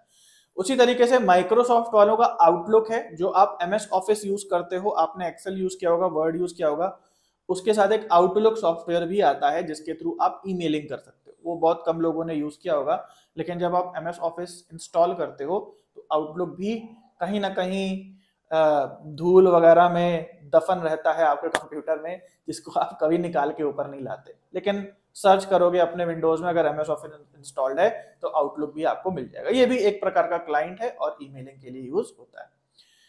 ओके, तो अब बचता है प्रोग्रामिंग लैंग्वेज। एक प्रकार की प्रोग्रामिंग लैंग्वेज है फोर्ट्रैन। ज्यादा इसका यूज नहीं है, बट हाँ इसका यूज होता है लाइब्रेरी मैनेजमेंट सिस्टम वगैरह में। और फिर उसके बाद है ऑपरेटिंग सिस्टम, तो ये है हमारा डॉस ऑपरेटिंग सिस्टम। तो यहाँ बच्चों को कंफ्यूजन हो गई, क्योंकि मैंने कल ही आप लोगों को बताया था कि मोस्ट ओएस जो है वो 3 टाइप के हैं। एक मैंने बोला था, एक विंडोज है, एक मैक है जो एप्पल वालों का है, और तीसरा है यहाँ पे उबंटू। ठीक है जी। अब यहाँ पे डॉस आ गया, तो डॉस क्या है भाई? तो यहाँ ध्यान देना, ये जो विंडोज, मैक और उबंटू है, ये बेसिकली जीयूआई पे आधारित है। जीयूआई का मतलब होता है ग्राफिकल यूजर इंटरफेस। इनमें आपको कुछ डिजाइन, आइकन और फंक्शंस दिखते हैं, लेकिन एक्चुअली इनके बैकग्राउंड में जो बेस ऑपरेटिंग सिस्टम है, जिसको हम सीयूआई ऑपरेटिंग सिस्टम कह सकते हैं, यानी कि कैरेक्टर यूजर इंटरफेस, मतलब कि जो बेसिकली एक्चुअली कमांड रन हो रहे हैं, उनके भी अलग अलग नाम है। जैसे विंडोज की बात करें तो ये डॉस ऑपरेटिंग सिस्टम पे डिपेंडेंट है, मतलब विंडोज जब आप चला रहे होते हो तो पीछे डॉस ऑपरेटिंग सिस्टम ऑपरेट हो रहा होता है। मैक जो है वो यूनिक्स बेस्ड है, यानी कि जैसे उसमें डॉस चलता है वैसे इसमें यूनिक्स चलता है, और उबंटू के पीछे लिनक्स चलता है। ठीक है, तो डॉस, यूनिक्स एंड लिनक्स जो है, अगर इसके सीयूआईज की बात करें, यानी कि जो कमांड पीछे फॉलो हो रहे हैं, तो वो ये होते हैं। बस याद कर लो नाम, समझ में अगर नहीं भी आए तो चलेगा, बस नाम याद करना है। ओके, अगला देखते हैं क्वेश्चन।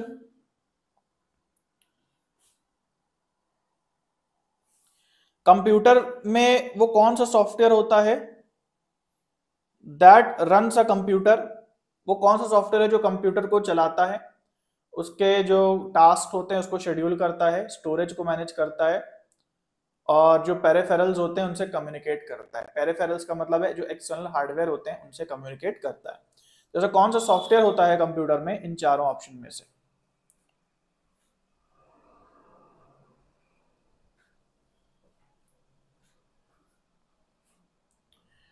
ठीक है, तो यहाँ पे सही जवाब क्या है? जैसे काफी बच्चे कह रहे हैं ए है, तो ए नहीं है। ठीक है, ए का क्या मतलब है? ए डिवाइस ड्राइवर क्या होता है? जो एक्सटर्नल हार्डवेयर या जो पेरिफेरल होता है उसको ऑपरेटिंग सिस्टम से कम्युनिकेट करने में मदद करता है। ठीक है, ऑपरेटिंग सिस्टम को कम्युनिकेट करने में मदद करता है। जैसे फॉर एग्जांपल ये आप हैं और ये यूजीसी नेट है। ठीक है जी। अब यूजीसी नेट किसको पास करना है? आपको पास करना है। मदद कौन कर रहा है? मे भी कोई बुक हो सकती है, कोई एजुकेटर हो सकता है। ठीक है, तो ये हेल्प है जिसके थ्रू आप जो है यूजीसी नेट को प्राप्त करेंगे। तो डिवाइस ड्राइवर क्या है? डिवाइस ड्राइवर एक हेल्प है। डिवाइस ड्राइवर खुद नहीं जाके कम्युनिकेट करता है। डिवाइस ड्राइवर हेल्प करता है किसको? ऑपरेटिंग सिस्टम को हेल्प करता है किसी पेरिफेरल हार्डवेयर को कम्युनिकेट करने में। तो एक्चुअली में कम्युनिकेट कौन कर रहा है? Device driver. डिवाइस ड्राइवर के हेल्प कर रहा है किसी को कम्युनिकेट करने में। डिवाइस ड्राइवर कह रहा है देखो भाई मुझे ये भाषा आती है, तुम्हें इससे बात करनी है, रुको मैं तुम्हें ट्रांसलेट करके बताता हूँ। तो डिवाइस ड्राइवर जो होता है एक साइड हार्डवेयर को सुनता है, हाँ भाई 01 में तुम क्या कह रहे हो, और फिर जो बोलना चाहता है ऑपरेटिंग सिस्टम उसको वो कम्युनिकेट करके बताता है। तो डिवाइस ड्राइवर एक्चुअली नहीं कम्युनिकेट कर रहा है, वो ट्रांसलेशन की सुविधा को फैसिलिटेट कर रहा है। तो यहां जो सही आंसर है वो है ऑपरेटिंग सिस्टम, क्योंकि ऑपरेटिंग सिस्टम ये सारे काम करता है, हार्डवेयर पे अपना कंट्रोल रखता है, जो भी मेंटेनेंस वगैरह होनी है आपके कंप्यूटर की वो करता रहता है, और कंप्यूटर जो मेन आपका चलाता है वो आपका ऑपरेटिंग सिस्टम चलाता है। ओके, तो चलो आगे चलते हैं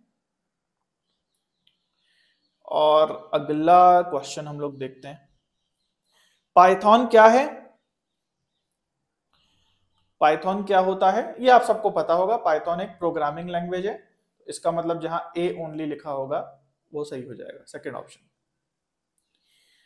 ओके, अगला क्वेश्चन है हमारी स्क्रीन पे, डिस्क डीफ्रैगमेंटर क्या है? ओके, इस क्वेश्चन को करने से पहले KB10 कोड जरूर से यूज करें। अगर अभी तक आपने सब्सक्रिप्शन नहीं लिया है अनअकैडमी पे जरूर से सब्सक्रिप्शन लें, और यदि आपको 10% का डिस्काउंट चाहिए सब्सक्रिप्शन लेते समय तो KB10 कोड जरूर से यूज करें। यहाँ पे आप नीचे आपको जगह आएगी KB10 कोड डालने की, इससे आपको 10% का डिस्काउंट मिल जाएगा। यदि आपका कोई फ्रेंड है वो भी अनअकैडमी पे सब्सक्रिप्शन लेने जा रहा है तो प्लीज उसको बता दें कि भाई ये KB10 कोड है, इसको यदि वह यूज करता है तो उसे 10% का लाभ प्राप्त होगा। ओके, तो डिस्क डीफ्रैगमेंटर क्या है भाई? डिस्क डीफ्रैगमेंट करने का मतलब होता है डिस्क में जो डेटा इधर उधर दूर दूर रखा हुआ है उसको एक साथ रख देना। जैसे फॉर एग्जांपल इस डिस्क को आप मान लो कुछ ऐसे है, ठीक है, डिस्क को मान लो आप ऐसे है, ठीक है। अच्छा, आपने क्या है कि यहाँ पे कुछ डेटा भरा, इतना डेटा आपने कुछ भरा, फिर उसके बाद आपने मान लो इतना डेटा कुछ दूसरा वाला भर दिया, फिर मान लो आपने तीसरा वाला डेटा जो है कुछ ये वाला भर दिया, और उसके बाद आपने क्या करा कि इस वाले डेटा को डिलीट कर दिया, ये वाला डेटा जो है आपने डिलीट कर दिया। तो ये कैसा हो गया? तो ये ऐसा हो गया कि कुछ डेटा यहाँ पे है और कुछ डेटा यहाँ पे। अब जब ये डेटा कोई आप एक्सेस कर रहे हैं और उसके बाद आपको इस डेटा पे जाना पड़ेगा, तो आपके मशीन को थोड़ा टाइम लगेगा क्योंकि डिस्टेंस ज्यादा ट्रेवल करना पड़ेगा, क्योंकि बीच का डेटा तो डिलीट कर दिया गया। तो अब क्या कर रहा है कि आपके इस तरीके से क्या होता है, आप कुछ भी डालते रहते हैं, डिलीट करते रहते हैं, तो उस तरीके से क्या होता है कि कई अलग अलग ब्लॉक्स जो होते हैं हार्डवेयर के, कुछ खाली रह जाते हैं, कुछ भरे रह जाते हैं, अलग अलग सेक्टर्स जो होते हैं दूर दूर स्कैटर्ड हो जाते हैं, डेटा स्कैटर्ड हो जाता है।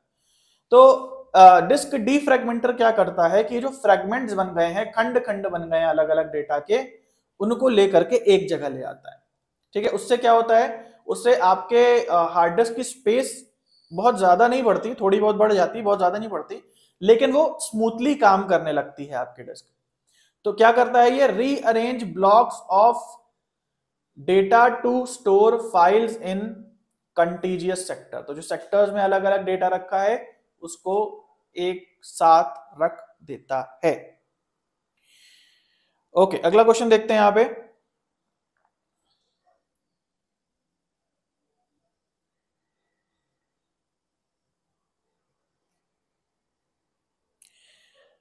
Operating system is a set of program necessary to carry out operation for specified application. Operating system एक ऐसा प्रोग्राम है और जो कि जरूरी है, नेसेसरी है कुछ ऑपरेशन करने के लिए आपके हार्डवेयर पे और किसी स्पेसिफिक एप्लीकेशन को या ऐप को चलाने के लिए। स्टेटमेंट 2 कह रहा है हार्डवेयर जो है एक फिजिकल या टेंजिबल पार्ट है कंप्यूटर का, ठीक है जी। तो यहाँ पे स्टेटमेंट 1 इज फॉल्स दिया हुआ है और स्टेटमेंट 2 इज ट्रू दिया हुआ है। क्यों है ऐसा? Operating system is a set of program necessary to carry out operation for and specified application. Okay, इसको मैं थोड़ा सा देखता हूं, मुझे भी डाउट हो रहा है कि ये गलत क्यों है, दोनों ट्रू होने चाहिए। सेट ऑफ प्रोग्राम है, एक प्रकार का प्रोग्राम होता है, नेसेसरी होता है to carry out operation for and specified application.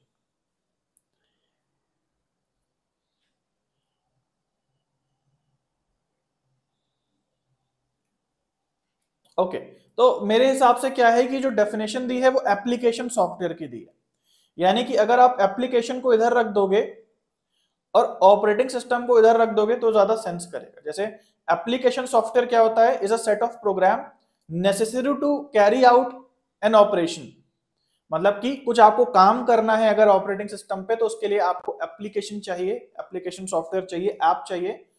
और किसके ऊपर वो बनी होती है, एक निश्चित ओएस के ऊपर बनी होती है, स्पेसिफाइड ओएस के लिए वो ऐप बनी होती है, ठीक है।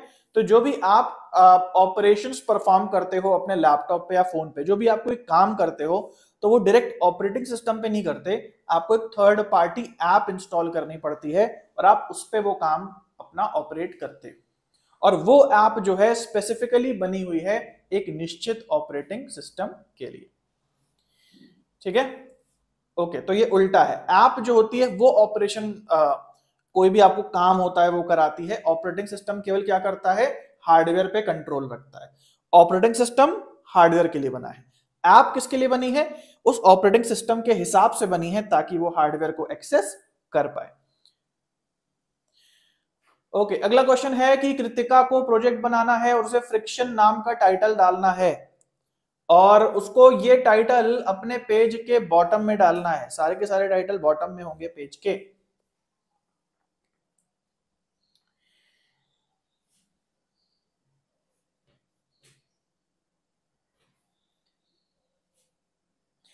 ओएस स्पेसिफिक एप्लीकेशन के लिए नहीं, बल्कि कई सारे एप्लीकेशन को साइमल्टेनियसली रन करने के लिए होता है। तो वही तो मैं कह रहा हूं कि जो एप्लीकेशन होती है वो स्पेसिफिकली एक ओएस के लिए होती है, ओएस कभी एक एप्लीकेशन स्पेसिफिक नहीं होता, ऐप ओएस स्पेसिफिक होती है। मतलब क्या है इसका, कि जैसे व्हाट्सएप है, तो व्हाट्सएप जो सबसे पहले आया था एंड्रॉइड पे, तो व्हाट्सएप पहले किस क्या था, एंड्रॉइड स्पेसिफिक था, विंडोज में नहीं डलता था। अब विंडोज के लिए व्हाट्सएप आने लगा है, लेकिन व्हाट्सएप एक अलग प्रोग्रामिंग से बना है।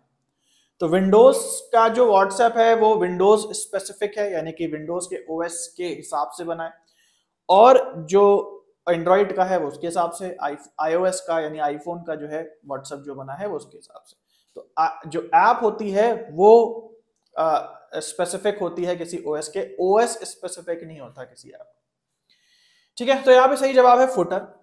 ठीक है, नीचे बॉटम में आप चाहते हो कुछ भी आ जाए तो फुटर में डाल दोगे, टॉप पे आप चाहते हो कुछ कॉमन हर पेज पे आ जाए तो आप हेडर में डाल दोगे। सब बेसिक चीजें आप लोगों को आनी चाहिए।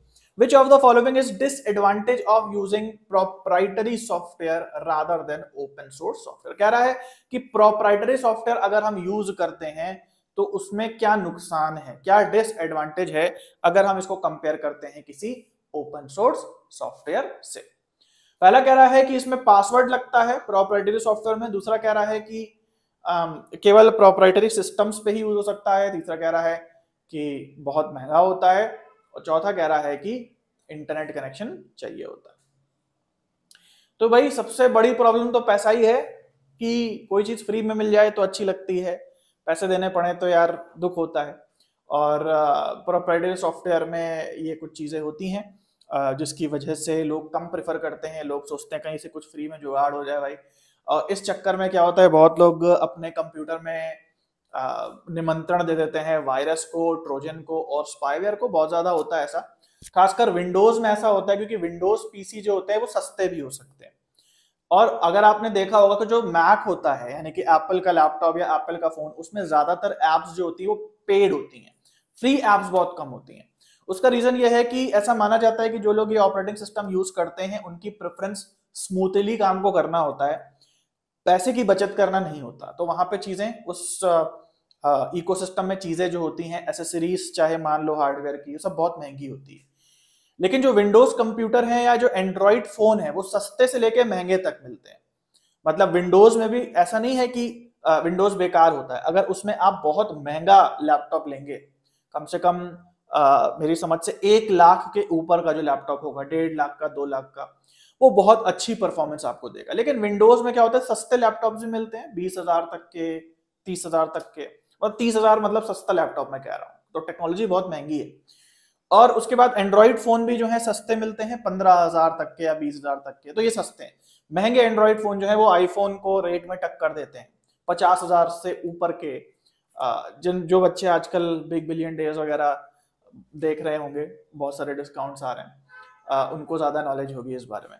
ओके, तो यहाँ पे जो विंडोज ऑपरेटिंग सिस्टम होता है उसमें क्या होता है कि बहुत सारी पेड एप्स होती हैं। पेड एप्स कौन कौन सी होती है, सबसे पहले समझ लो प्रोप्राइटरी सॉफ्टवेयर या पेड एप्स कौन सी होती है। सबसे पहली है अपना विंडोज प्लेटफॉर्म, जो ऑपरेटिंग सिस्टम है विंडोज, वो एक प्रोप्राइटरी सॉफ्टवेयर है, वो खरीदना पड़ता है। अब यहाँ बहुत बच्चे सोच रहे होंगे यार खरीदा तो हमने कभी है नहीं, तो जाते हैं फॉर्मेट कराने, वो डाल देता है, उसके बारे में भी बात करेंगे। दूसरा है माइक्रोसॉफ्ट ऑफिस, यानी कि जो MS वर्ड, MS एक्सेल हम लोग यूज करते हैं, जिसके बारे में काफी बच्चों को पता ही नहीं होगा कि ये पेड होता है, वो भी एक्चुअली पेड होता है, पैसे से आता है, लेकिन कैसे फ्री में एक्सेस कर लेते हैं अभी हम लोग बात करते हैं। इसके बाद तीसरा होता है अडोबी फोटोशॉप वगैरह, तो जो फोटोशॉप वगैरह हम यूज करते हैं वो भी पेड होता है। तो माइक्रोसॉफ्ट और अडोबी ये दो कंपनीज हैं जो कि बेसिकली बहुत फेमस है प्रोप्राइटरी सॉफ्टवेयर बनाने में, बहुत सारे इनके प्रोप्राइटरी सॉफ्टवेयर आते हैं। अब यहाँ पे बात आती है कि हमने ये जो सॉफ्टवेयर कभी यूज किए हैं या मेरे लैपटॉप में हमने कभी पैसे तो दिए नहीं। तो देखो सबसे पहली बात तो जो लैपटॉप यूजर्स होते हैं वो जब कोई लैपटॉप खरीदते हैं तो उसमें विंडोज और अगर मान लो ऑफिस भी इंस्टॉल्ड है तो उसका पैसा इंक्लूडेड होता है। अगर आप कोई सेम लैपटॉप बिना विंडोज के लेंगे तो आपको 3-4 हजार रुपए सस्ता पड़ता है। ठीक है, तो उसमें आपको फिर खुद से अपना विंडोज इंस्टॉल करना होगा। लेकिन जो डेस्कटॉप यूजर्स हैं वो बहुत कम ही होंगे जिन्होंने अपना विंडोज डाला होगा। उसका रीजन ये है कि इन जो ये प्रोप्राइटरी सॉफ्टवेयर होते हैं इनके फ्री क्रैक्स अवेलेबल होते हैं, यानी कि कुछ ऐसे सेटअप अवेलेबल हैं जो फ्री में ही आप डाल सकते हैं। लेकिन ध्यान देना, ये जो फ्री वर्जन्स होते हैं जिसका आप कभी पैसा नहीं देते, वो इंडिविजुअल यूज के लिए होते हैं, वो कॉर्पोरेट यूज के लिए नहीं होते। मान लो आपने बहुत बड़ी कंपनी बनाई है और आपने क्या करा, टॉरेंट से कोई क्रैक डाउनलोड करके विंडोज का सारे कंप्यूटर में डाल दिया, तो ऐसा हो सकता है कि फ्यूचर में आपको नोटिस आ जाए। कॉर्पोरेट्स के लिए ये फ्री वर्जन्स नहीं अलाउड होते हैं। हाँ, इंडिविजुअल्स चाहे तो खरीद भी सकते हैं अगर अपने सिस्टम को वायरस फ्री रखना चाहते हैं, बढ़िया ऑप्टिमाइजेशन चाहते हैं, नहीं तो फिर वो फ्री वाला भी डाल के जुगाड़ में काम चला सकते हैं। ठीक है, तो अब यहाँ पे मेन प्रॉब्लम आती है, मेन क्वेश्चन आता है कि आखिर फिर ये कंपनीज फ्री वाला क्रैक को ऐसा बंद क्यों नहीं कर देती, क्योंकि उनका तो नुकसान है ना, कि मान लो विंडोज जो है आपको जो 4000 का खरीदना था, आपने टॉरेंट पे क्रैक डाउनलोड करा और एकदम से आप चला रहे हो, और जो चलाते हो उससे कंपनी को नुकसान नहीं होता है। कंपनी को नुकसान होता है, लेकिन कंपनी क्यों इसको अलाउ करती है, क्योंकि कंपनी चाहती है कि उनके सॉफ्टवेयर को ज्यादा से ज्यादा लोग एक्सपीरियंस करें। कंपनी का मेन पैसा लैपटॉप मैन्युफैक्चरर्स को ऑपरेटिंग सिस्टम बेच के आता है और कॉर्पोरेट्स को चार्ज करके आता है अपने ऑपरेटिंग सिस्टम के लिए। इंडिविजुअल से वो इतना पैसा नहीं कमा सकते, और इंडिविजुअल्स क्या करते हैं कि इन सॉफ्टवेयर को फ्री में यूज करके एडवर्टीजमेंट करते हैं। मतलब वो जब यूज कर लेते हैं तो उनको लगता है कि यार ये तो अच्छा सॉफ्टवेयर है, और फिर बहुत पॉपुलर हो जाती है वो चीज, और जब पॉपुलर हो जाती है तो कॉर्पोरेट वगैरह को फिर, क्योंकि पॉपुलर है तो कॉर्पोरेट वगैरह को फिर पैसे देके वो चीज खरीदनी ही पड़ती है, क्योंकि बहुत पॉपुलर है। तो चालाकी देख रहे हो, यहाँ पे एक एडवर्टीजमेंट हो जाती है इन फ्री सॉफ्टवेयर से। ठीक है, तो प्रोप्राइटरी सॉफ्टवेयर जनरली जो होता है उसको पैसे देने पड़ते हैं, और ये इसका सबसे बड़ा डिसएडवांटेज है। ओके, अगला क्वेश्चन देखते हैं, यूटिलिटी प्रोग्राम क्या है।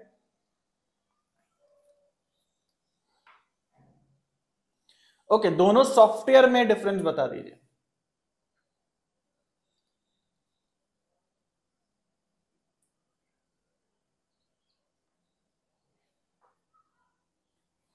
ओके, तो ओपन सोर्स सॉफ्टवेयर क्या है? ओपन सोर्स सॉफ्टवेयर वो सॉफ्टवेयर है जो आपको फ्री में तो अवेलेबल है, उसके कोई चार्ज नहीं है, लेकिन जो डेवलपर्स हैं वो उस सॉफ्टवेयर की कोडिंग ले सकते हैं, सोर्स कोड डाउनलोड कर सकते हैं और अपने हिसाब से उसको मॉडिफाई कर सकते हैं। जैसे फॉर एग्जांपल कि वेब ब्राउजर है मोजिला फायरफॉक्स, वो एक ओपन सोर्स वेब ब्राउजर है। अब आप लोग तो बहुत लोग फायरफॉक्स यूज करते होंगे, नहीं करते होंगे, उससे कोई खास फायदा नहीं है, मतलब आप उसका आपको नहीं पता चलता होगा कि ओपन सोर्स है कि नहीं। लेकिन अगर आप थोड़े डेवलपर टाइप होंगे, प्रोग्रामिंग आपको आती होगी, तो आप चाहें तो मोजिला फायरफॉक्स की प्रोग्रामिंग कैसे हुई है वो पूरी प्रोग्रामिंग आप डाउनलोड कर सकते हैं और अपने हिसाब से उसे ट्वीक कर सकते हैं, मॉडिफाई कर सकते हैं। जैसे फॉर एग्जांपल कि आपकी एक वेबसाइट है और आप एक ऐसी ऐप बनाना चाहते हैं कि उसको आप खोलें तो आपकी वेबसाइट एक ऐप के डिजाइन में खुल जाए, तो आप मोजिला फायरफॉक्स को ट्वीक करके अपनी ऐप बना सकते हैं। मतलब चल वो ब्राउजर रहा है, लेकिन आपने उसको एडिट करके ऐसा बना दिया कि ऐसा लगता है कि आपकी ऐप खुल रही है। तो बहुत लोग ऐसा करते हैं। एंड्रॉइड में वेब व्यू वगैरह भी होता है, बट खैर ये हमारी बीटेक की क्लास नहीं है, तो हम लोग उसके बारे में बात नहीं करेंगे कि एंड्रॉइड सिस्टम क्या होता है। बट इस तरीके से आप एडिट कर सकते हैं किसी भी अगर सॉफ्टवेयर को, अगर आप एक डेवलपर हैं तो वो एक ओपन सोर्स सॉफ्टवेयर कहलाता है। ओके, तो यहाँ पे यूटिलिटी प्रोग्राम क्या होता है? यूटिलिटी प्रोग्राम एक प्रकार की ऐप होती है, हालांकि ऐप एक अलग टर्म है, यूटिलिटी एक अलग टर्म है। सॉफ्टवेयर दो प्रकार के होते हैं जो किसी ऑपरेटिंग सिस्टम पे चलते हैं, एक यूटिलिटी सॉफ्टवेयर होता है और एक एप्लीकेशन सॉफ्टवेयर होता है। तो यूटिलिटी सॉफ्टवेयर वो होता है जिससे आप डायरेक्टली कोई काम नहीं लेते, वो आपके सिस्टम की मेंटेनेंस के लिए है। जैसे फॉर एग्जांपल रैम क्लीनर आप फोन में यूज करते हैं, तो रैम क्लीनर पे आप 2 घंटे तो नहीं बताते ना, वो बैकग्राउंड में अपना काम करता है, क्लीन वगैरह जो भी उसे करना है। एंटीवायरस है, डिस्क डीफ्रेगमेंटर है, ये जितनी भी चीजें हैं ये बेसिकली यूटिलिटी हैं जो कि आपके ऑपरेशन को स्मूथ बनाती हैं। दूसरी साइड होते हैं एप्स, एप्लीकेशन सॉफ्टवेयर, जो कि आपका एक्चुअल काम करती हैं, चाहे आपको चैट करना है, चाहे आपको वर्ड का काम करना है, जो भी करना है। ओके, ठीक है, तो यूटिलिटी प्रोग्राम क्या है भाई? इससे समझ में हमें आ जाएगा कि ऑपरेटिंग सिस्टम का एक पार्ट ही होता है जो डिस्क डिफ्रेगमेंटेशन, डिस्क फॉर्मेटिंग, इस प्रकार के कार्यों को करता है। इसमें अगर आप एंटीवायरस भी जोड़ दोगे, इसमें अगर आप रैम क्लीनर भी जोड़ दोगे, तो वो भी यूटिलिटी प्रोग्राम होगा। तो डिफ्रेगमेंटेशन क्या है? मैंने आपको पहले बताया, दूर दूर बिखरे हुए डेटा को हार्ड डिस्क में जब हम एक साथ ले आते हैं तो कंप्यूटर ऑप्टिमाइज्ड हो जाता है, फास्ट काम करने लगता है। तो वो defragmentation time to time computer करता रहता है, आपको पता भी नहीं चलता है। उसके बाद डिस्क फॉर्मेटिंग है, किसी डिस्क को पूरा डिलीट करना है आपको, पेन ड्राइव को, हार्ड ड्राइव को, तो वो काम भी डिस्क फॉर्मेटर आपके लिए कर देता है। ओके, आगे बढ़ते हैं।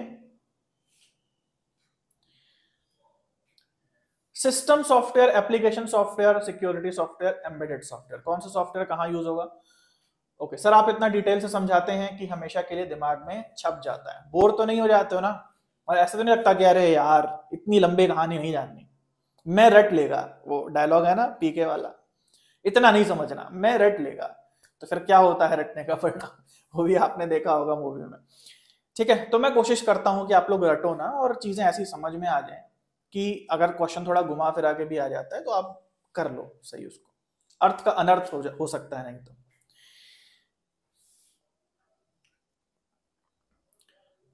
ओके, तो यहां पे हम लोग देखते हैं भाई क्या आंसर होगा।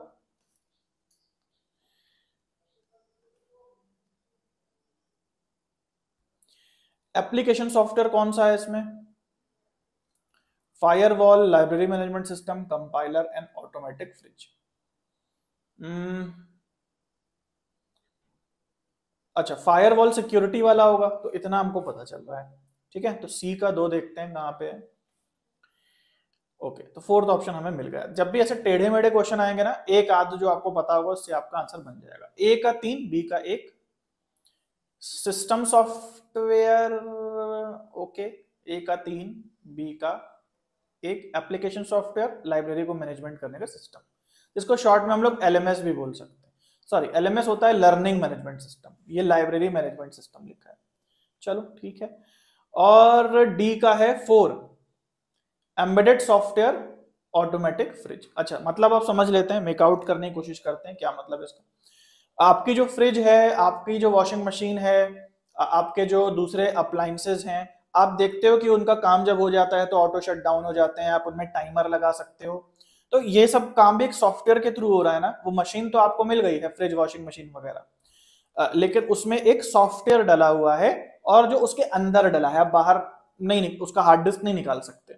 तो ऐसी जो चीजें होती हैं वो एम्बेडेड कहलाती हैं। एम्बेड का मतलब होता है जो अंदर उसके फिक्स्ड है।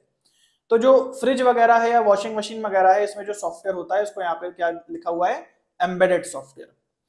ओके, उसके बाद एप्लीकेशन सॉफ्टवेयर आप समझ गए, जो आपका काम आसान कर रहा है, लाइब्रेरी के बुक कौन ले जा रहा है, कौन दे रहा है, उसको उसको देख ले रहा है। और सिक्योरिटी सॉफ्टवेयर तो आप सबको पता है, फायरवॉल जो इंटरनेट पे आपको सिक्योर करता है, मैलिशियस जो वेबसाइट्स होती हैं उनको ब्लॉक कर देता है, ये फायरवॉल है। और उसके बाद सिस्टम सॉफ्टवेयर दिया हुआ है कंपाइलर। कंपाइलर को कह सकते हो सिस्टम सॉफ्टवेयर, लेकिन सबसे बड़ा जो सिस्टम सॉफ्टवेयर है वो ऑपरेटिंग सिस्टम होता है। अब ऑपरेटिंग सिस्टम जो है ये आपका कंट्रोल करता है हार्डवेयर को, जिसमें कह सकते हो 2 और सॉफ्टवेयर जो हैं जो ऑपरेटिंग सिस्टम को मदद करते हैं, जिसमें सबसे पहला है हमारा कंपाइलर या इंटरप्रेटर जो यहाँ पे दिया हुआ है, और दूसरा है डिवाइस ड्राइवर। तो इन तीनों को आप सिस्टम सॉफ्टवेयर की कैटेगरी में डाल सकते हो। ऑपरेटिंग सिस्टम, कंपाइलर, इंटरप्रेटर, या फिर जो डिवाइस ड्राइवर होते हैं, ये सिस्टम सॉफ्टवेयर की कैटेगरी में आप डाल सकते हो, क्योंकि बेसिकली यही सब मिल करके एक हार्डवेयर को कंट्रोल करने में मदद करते हैं। ठीक है, ओके। तो सिस्टम सॉफ्टवेयर क्या है? जो डेप्थ में काम करता है, हार्डवेयर वगैरह पे काम करता है, और जो हमारा एप्लीकेशन सॉफ्टवेयर है वो किसी ऑपरेटिंग सिस्टम के ऊपर काम करता है। तो ये सारी भी चीजें जो है, कंपाइलर, इंटरप्रेटर, ये डिवाइस ड्राइवर वगैरह, इन सब की बाइनरी जो लैंग्वेज होती है हार्डवेयर की, उस पर कंट्रोल होता है। तो जिस भी सॉफ्टवेयर की बाइनरी से कुछ लेना देना है वो सारे सिस्टम सॉफ्टवेयर में आएंगे। ठीक है, okay. So guys, I hope lecture आप लोग को अच्छा